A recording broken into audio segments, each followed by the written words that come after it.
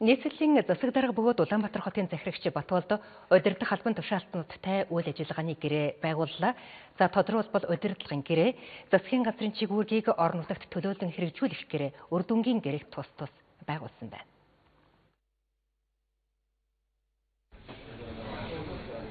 Улаанбаатар хотын захирагчаас нийслэлийн харийн агентлаг байгууллагуудад 2017 онд хийж хэрэгжүүлэх ажлын төлөвлөгөөний 80%-ийг жилийн эхний хагас биелүүлэхийг үүрэг болголоо. Энэ онд нийслэлийн төсөвт 536 тэрбум төгрөгийн орлого бүрдүүлж 295.8 тэрбум төгрөгийн урсгал зардлыг санхүүжүүлэн хотын шуудын төсвөөс 174.4 тэрбум төгрөгийн хөрөнгө оруулалтын ажил хийхээр төлөвлөсөн байна. Мөн хотоос 89.4 тэрбум төгрөгийг улсын төсөвт бүрдүүлэх учиртай юм а. Төсвийн шууд захирагч бүр гэрээнд зогсон төсөв хөрөнгийг холбогдох хууль тогтоомжийн хүрээнд захиран зарцуулж гүйцэтгэд хяналт тавьж ажиллахыг та бүхэнд онцгойлон анхааруулж байна.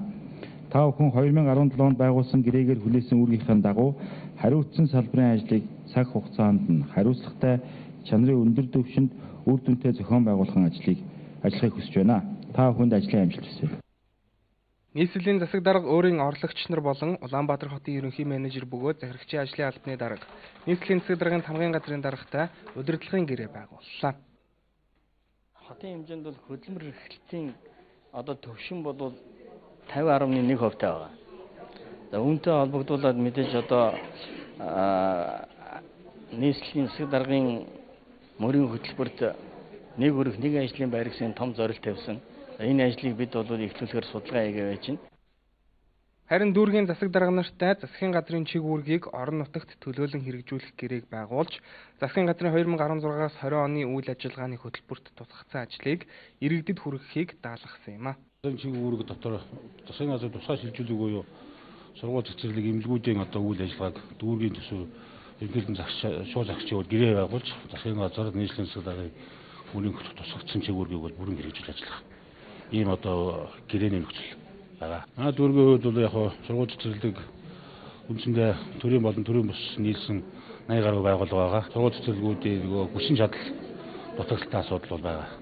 Энэ жилийн үед нийслэлийн төсвөөр бас нэг цэцэрлэгийг өргөтгөх, нэг цэцэрлэг шинээр барих ийм тусгацсан байна. Харийн агентлаг байгууллагуудын тухайд үр дүнгийн гэрээг байгуулсан. Ингэснээр нийслэлийн засаг даргын тамгын газрын хэрэгжүүлэгч 33 агентлаг байгууллага оны эцэст биш эхний хагаст үйл ажиллагаагаа тайлагнаж үр дүнгээ танилцуулах үүргийг хүлээж байгаа юм а. Зах зээлийн энэ хүнд байгаа энэ үед том жижигээр өхөө үйлдвэр жижигээр жижигхэн 3-4 хүн ажиллаж байгаа энэ үйлдвэрлэлийг аягүй сайн дэмжиж тэр дээр дундаа бас өрхийн хөгжлийн бэрхшээлтэй гэдэг бас нэлээд дэмжиж ажиллах ийм зорилт тавьж байгаа. Бид нар үндсэндээ 8 том зорилт тавиад ажиллаж байгаа. За бүтээгдэхүүн хийж байгаа газруудынхаа бид нар зэрэг аль гарчаа гаргах Монголд үйлдвэрлэв.